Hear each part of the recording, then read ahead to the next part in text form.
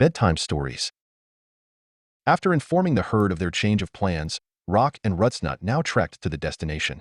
They managed to sort out the main details of their improvised adventure and its method of presentation by the time they were breaching the yard fence, and the rest would have to be done on the sneak, since they were still on a schedule here, with the train predicted to arrive before too long. "After I've lured them with the music," said Rock, "I'll stay back and let you take the main stage." "I thought children liked birds," said Rutsnut. "Small puffy ones maybe," said Rock. "But I might appear somewhat unsettling, particularly after dark. People never make rook dolls for kids to cuddle, do they? But I've seen foxes more than once. No doubt these children are much less likely to scream if they see your downy, well-whiskered face at the window first. But just try to keep the fangs covered, perhaps, so get your gaping yawns off now." Finally, they had snuck up to the children's small sash window. Rock hopped up to the corner of the sill, and Rutsnut climbed up and balanced himself in the center, rust-furred face up to the glass. Rock teased and fluffed his partner's coat a little for effect. Then he sung this nursery rhyme, rapping a rhythm on the glass with his beak. "Rockabye babe, dragged down a foxhole, learning to dig. He looked like a mole when he turned two, and still hadn't a tail. The fox stamped his forehead, then shipped him his mail." The rook now repeated the rhyme a little louder. Strangely, if those had been adults in that room, the eerie, synthetic voice of a rook beyond the window, singing a lullaby about foxes kidnapping babies, would likely have made for a very chilling night. But for children, the voice and song were more amusing than disturbing. And though this event definitely gave these two a tremble or two, not enough to keep them from investigating. Eventually, Rock and Rutsnut heard the sounds of footsteps approaching the window and a nervous, muffled giggle. "Don't be afraid, children," said Rock in very fine people speak. "It's just a friendly fox and his songbird companion." The curtain peeled back cautiously, then finally drew across, revealing two dark-haired children in pale night clothes, a boy and his younger sister. Their little white faces were clarified by the moonlight now and showed mixed expressions at the sight of this very real fox and a shadowy bird hunched off to the side. 2 parts excitement, 1 part terror. And for now terror would just have to pipe down. Never had any animals visited them like this, let alone talking and singing ones, who even made their own rhymes. "Open the window if you'll be so kind," said Rock. The boy slid the window up, but just a small distance. "You're real, aren't you?" he asked. "Not spirits?" It was a sensible question, given the pair were not behaving at all like normal critters. "We're absolutely real," said Rock. "Feel for yourselves." Rutsnut passed a forepaw through the window gap and Rock a wing tip so the children could touch them. And satisfied, the boy slid the window up further so they could all converse more properly. Though now the children couldn't help making a little yelp when confronted by Rock's twitchy face peering in. Quite the disturbing sight, particularly with the moon highlighting his featherless face and knifing beak in ghoulish fashion. Yes, it was a good thing downy-cheeked Rutsnut was there, or the little party may have come to a quick end, and so the rook slunk back into the darkness best he could. "If you want us to unlock the dove aviary," said the girl, "we won't do it." She paused a moment, not wishing the guests to leave either. "But we might be able to steal something from the kitchen, if you're terribly hungry." "That's very generous," said Rock, "but we'll discuss morsels in a moment. We are here for something much more serious. My artful friend and I have discovered the location of a great treasure, and we need help to dig it up." This certainly got the children's attention, waking their sleepy minds right up on the spot. "What type of treasure is it?" said the boy. "And who told you of it?" said the girl. "I'm glad you asked," said Rock. "It's always sensible to find out the exact nature of a treasure before you embark on the hunt. Many a time, even experienced treasure hunters have run off on a whim and a hunch, on the silly legends of a village poet or the hearsay of tavern keepers, and ended up digging up nothing but despair. But the knowledge we have is based on real events recorded in proper dusty books." The children weren't quite sure what to make of any of this, but it was far more interesting than going to sleep. "Who taught you to read?" said the boy. "An old farmer I tamed," said Rock. "And can you write as well?" said the girl. "Sure, a little," said Rock. "Then I'll get some paper," said the girl, "and you can write out that song for us." Rutsnut grunted irritably at his partner's wayward improvising, about to get them exposed. "Oh, I'm too out of practice," said Rock. "See, I made the pins from my own quills and had to quit when my wings were as gappy as a child's gums and could barely keep me aloft." It all sounded reasonable to the children, fortunately enough. The rook now reached under his trouser-like thigh feathers and slid down a diamond-crested ring hidden there. In fact, a ring stolen long ago in a vagrant-laden barn. Unthreading the item from his leg, he placed it on the sill. "This is a sample of the treasure," said Rock. "A very tiny sample, just to prove it's real. Go on, inspect for yourselves." And so the children picked up the ring and could tell by the gold and the fine jewel that it truly was a valuable piece. At this, they only became more enthralled. And while the boy and girl held a piece of this great hoard in their keen little hands, the rook proceeded to inflame their imaginations properly with a story prepared by the fox and he on the way here, though naturally some additional details were added for effect. The tale of this treasure begins long ago, said Rock, long before train tracks lined the lands and clotheslines lined the skies. But what did they dry their clothes on? Interrupted the girl. Oh, said Rock, windmills, mostly. Yes, they dried them on windmills, using very big pegs. That would be much faster, said the girl. Very much so, said Rock, especially useful in cold weather.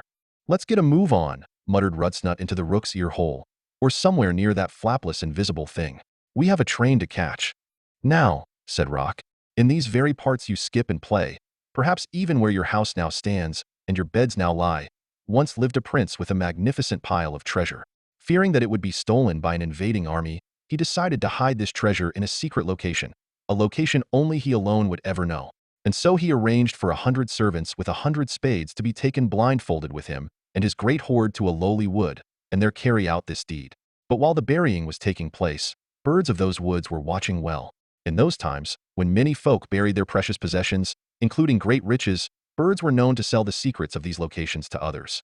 And so when the prince spotted these spying birds, he now made an agreement with them.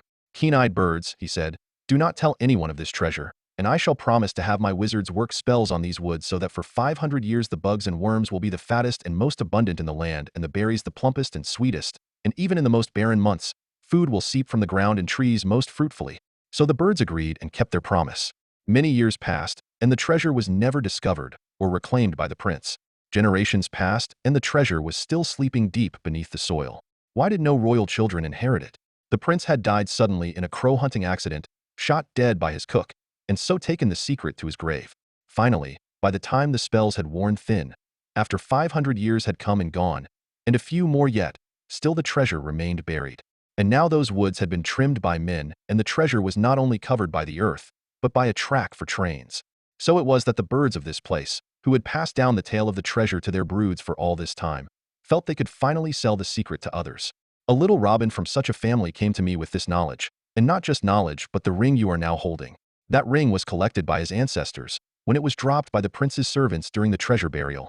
I purchased the secret and the ring, for the price of a handsome nesting tree and a piping apple pie from a well-guarded windowsill, the most desired pastry in all the land. But knowing the whereabouts of such a treasure is one thing, and possessing it is another. We are only a bird and beast, without hands or tools. My companion is a fine digger, but his paws will wear down to the stumps digging in the hard earth compacted by a train's track.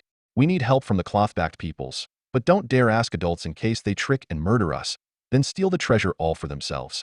And so here we are to make the offer to children, the least corrupted of your kind, the least cruel-hearted, and by far the cleverest at hiding and seeking of any type.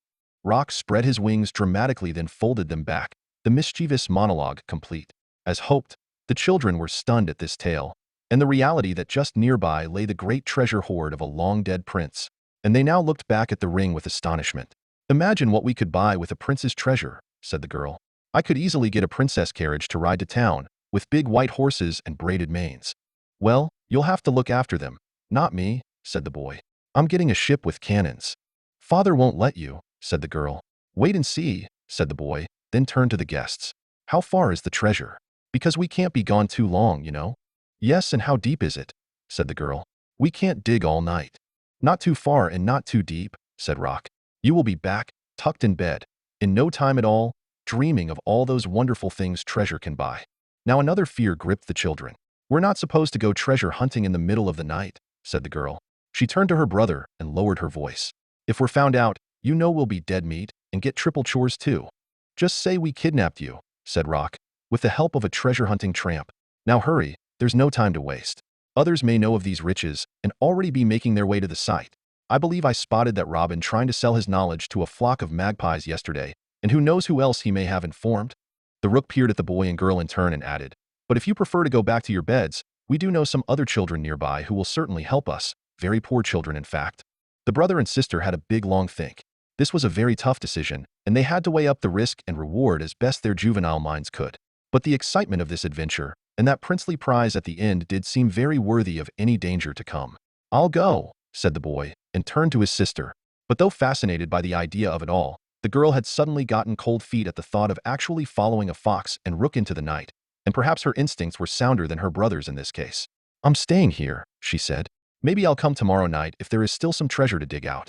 But let me get you two some treats for your trip anyway." And the girl snuck out the bedroom while the boy handed back the ring and put his overalls and boots over his pajamas, which seemed a suitable treasure-digging uniform. Then he climbed out the window as the animals hopped off the sill to depart. "Do we need to take my father's shovel?" said the boy. "Good idea," said Rock, tucking the ring back under his feather trousers. "Much easier than looting one on the way." The girl returned and held a plate of crusts and cheese out the window, and the fox and rook gobbled up the rations in a flash of snout and beak. "Be careful," she warned her brother. "Look out for gold robbers." "He's in good hands," said Rock.